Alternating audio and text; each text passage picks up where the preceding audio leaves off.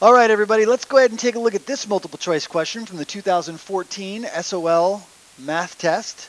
It asks us to graph, or which one of these graphs best represents the solution 7/8 is greater than or equal to 1/4 x plus 1/2. So I'm going to go ahead and take that equation, and I'm going to go ahead and write it down at the bottom here, and we're going to try and solve this equation. All right. Now, when I look at this equation, I don't like the looks of it at all. And the reason why I don't like the looks of it is because it's got tons of fractions in it. But I'm going to show you a trick on how you can get rid of all of the fractions instantaneously. Fix that. It's not 2. It is 1/2. How you can get rid of all the fractions instantaneously, and then you can solve it much easier without the dealing with the fractions. So we notice the denominator in all these fractions, 2, 4, and 8. And if I can think of a common factor of each of those, or I'm sorry, a common multiple of each of those values, I'm thinking of 8.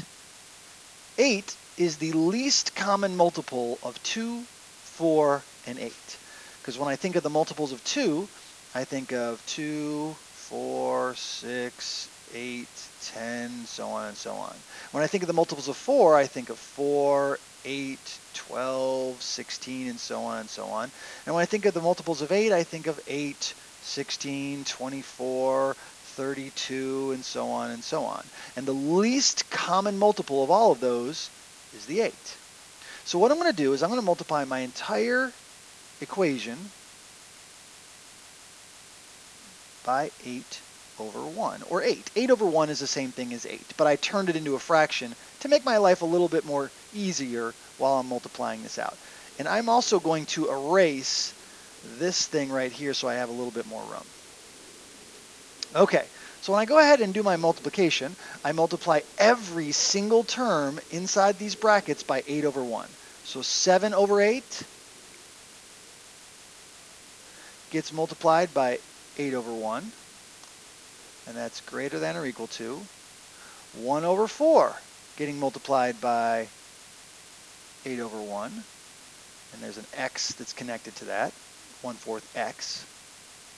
And then I have 1/2 being multiplied by 8 over 1. So all of those things get multiplied by 8 over 1. Now when you start over here, I have 7 times 8, which is 56.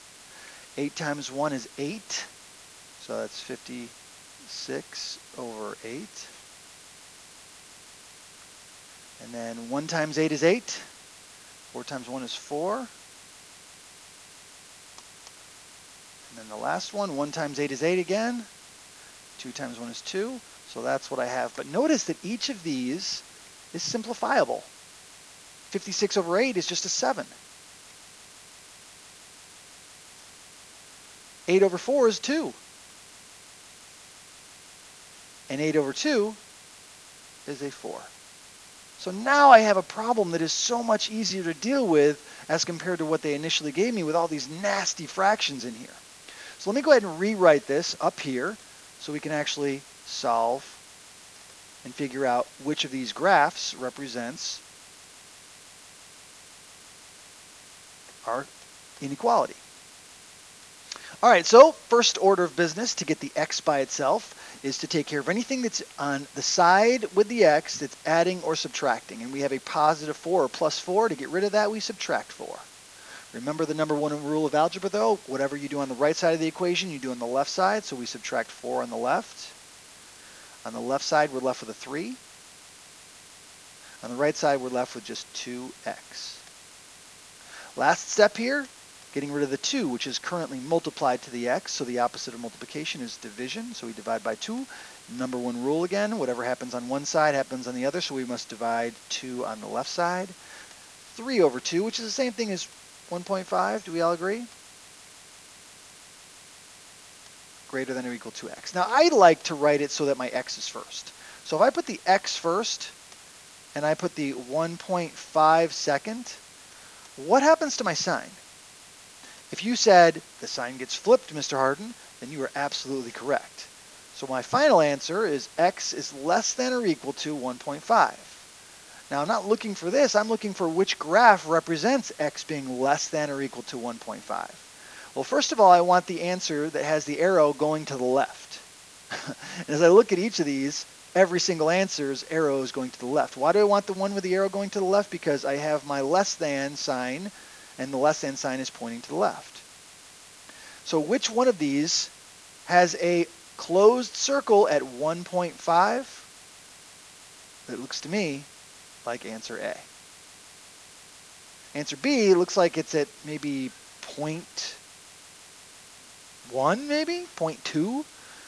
Answer C, it looks like it's at maybe like 1.2. And answer D, it looks like it's at maybe 5.5. Answer A is the only answer where we have a graph on 1.5, and it is shaded to the left because we're looking for values less than or equal to 1.5. So answer A is the correct answer.